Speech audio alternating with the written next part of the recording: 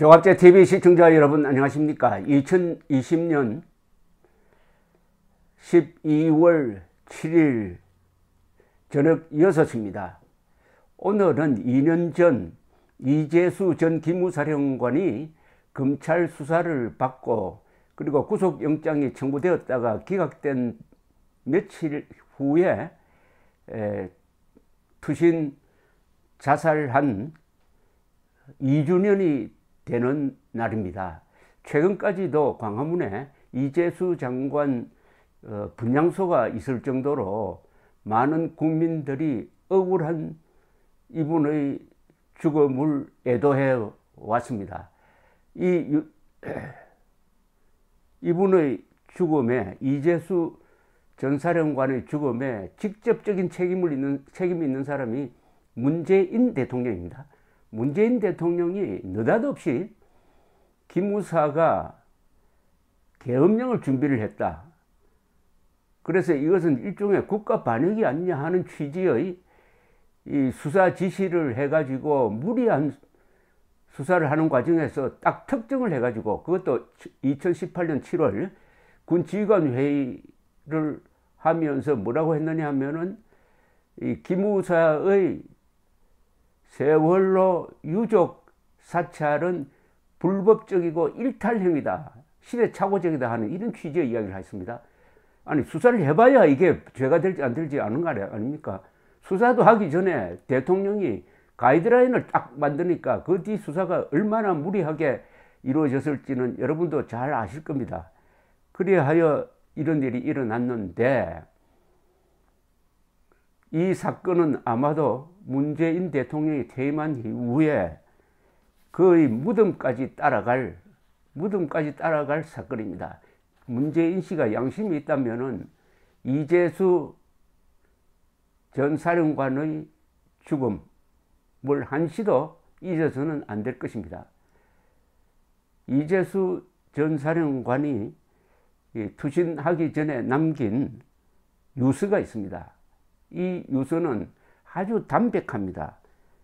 그러면서도 한 인간이 아주, 이분은 상당히 군인으로서는 참 멋진 생애를 보낸 사람입니다. 중장까지 올라갔으니까 대과 없이. 그리고 기무사라는 아주 요직에 있었던 분인데 마지막에 이런 억울한 사정을 겪고 나니까 아마 참을 수 없는 어떤 울분을 느꼈을 것 같은데, 그러나 이 글에는 그런 울분을 담지 않았습니다. 아쉬움을 담았습니다. 이 명문입니다. 이 문장은 제가 한번 읽어 드리겠습니다. 2년 전에 그 생생한 기억을 되살려서, 세월호 사고 시 기무사와 기무부대원들은 정말 헌신적으로 최선을 다했음. 5년이 다 되어가는 지금 그때의 일을 사찰로 단죄하다니 정말 안타깝다. 여기에 모든 게 다 들어있습니다. 이때 군 부대가 세월호 임양 작업에 참여하니까 기무사는 자연히 따라갔습니다. 그래서 정보 수집을 한 겁니다. 민간인과 기무부대원들 사이 또는 군인들 사이의 동향을 수집하는 것은 당연한 것 아닙니까? 정보기관이. 이걸 사찰이라는 요 말로, 요사이 요 수법을 배워가지고 추미애 씨가 판사 사찰이라는 말을 만들어냈습니다. 그것을 이렇게 이 유서의 첫 문장에서 토로한 겁니다. 세월호 사고 시 기무사와 기무부대원들은 정말 헌신적으로 최선을 다했음. 5년이 다 되어가는 지금 그때의 일을 사찰로 단죄하다니 정말 안타깝다. 지금까지 살아오며 한 점 부끄러움 없이 살았지만 전역 이후 복잡한 정치 상황과 얽혀 제대로 된 일을 할 기회를 얻지 못했다. 지금 모처럼 여러 비즈니스를 의욕적으로 추진하고 있는 점에 이런 일이 발생하여 여러 사람에게 미안하다. 영장심사를 담당해준 판사님께 경의를 표하며 이번 일로 어려운 지경에 빠지지 않기를 바랄 뿐이다. 검찰 측에도 미안하며 내가 모든 것을 안고 가는 거로 하고 모두에게 관대한 처분을 바랍니다. 군, 검찰 및 재판부에 간곡하게 부탁합니다. 가족, 친지 그리고 나를 그동안 성원해 준 모든 분들께 정말 죄송하며 용서를 구합니다. 군을 사랑했던 선후배 동료들께도 누를 끼쳐 죄송하고 다시 한번 사과를 드립니다. 사랑하는 가족들도 더욱 힘내서 열심히 살아가기를 바랍니다. 60평생 잘 살다가 갑니다. 모두들 안녕히 계십시오. 인생을 후회하지 않습니다. 60평생 잘 살다가 갑니다. 여러분 상상을 해보십시오. 이분의 심정을.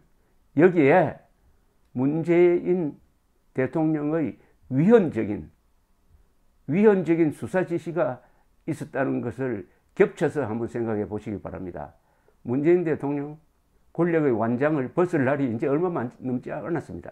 2018년 그때는 기세등등했죠. 지금 하산길에 접어든 거 아닙니까?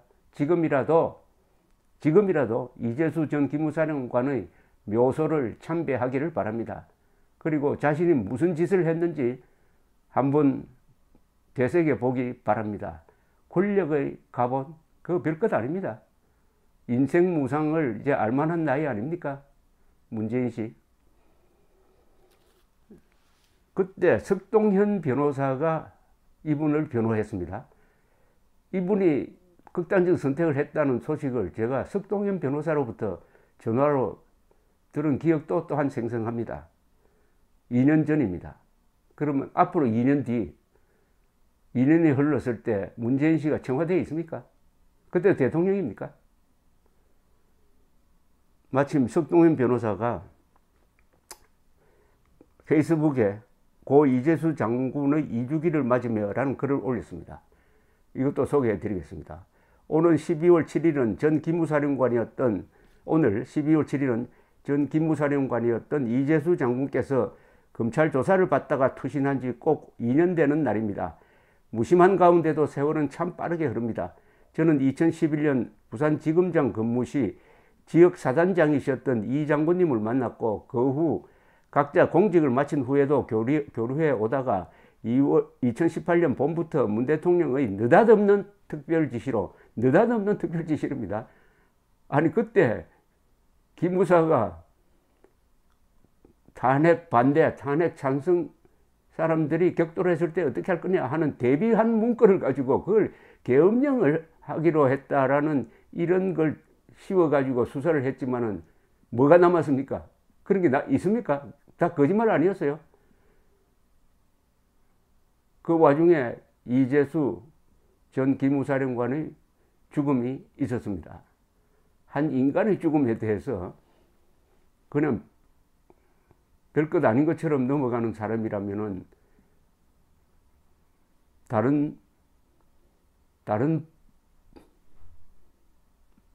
응징이 기다리고 있을 것이라고 저는 생각합니다.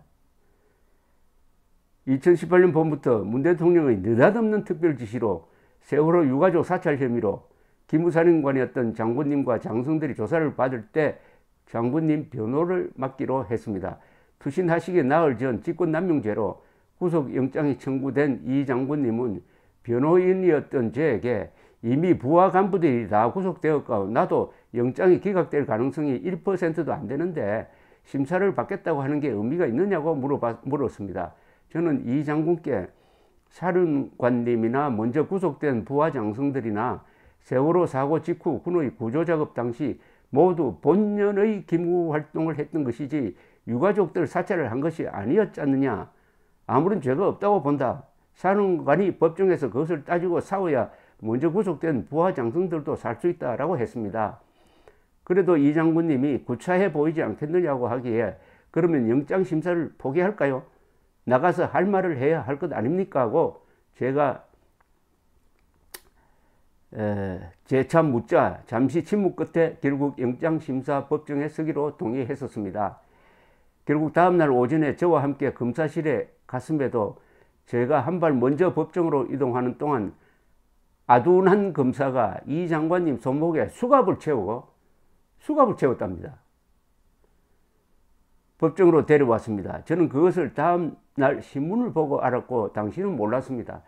얼마나 모욕감을 느꼈겠습니까? 수갑을 왜 채웁니까? 아직 영장이 청구되었을 뿐이고 유죄 확정자도 아닌데, 도망갈 사람도 아닌데 군인에게 수갑을 채우다니. 그걸 또 기자들이 사진을 찍었을 것 아닙니까?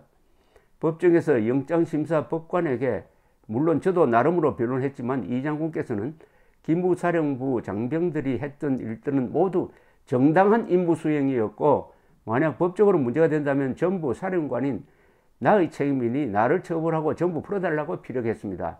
저는 그렇게 당당하고 소신에 찬 피의자, 아니 참군인을 그 전이나 그 후에 본 적이 없습니다.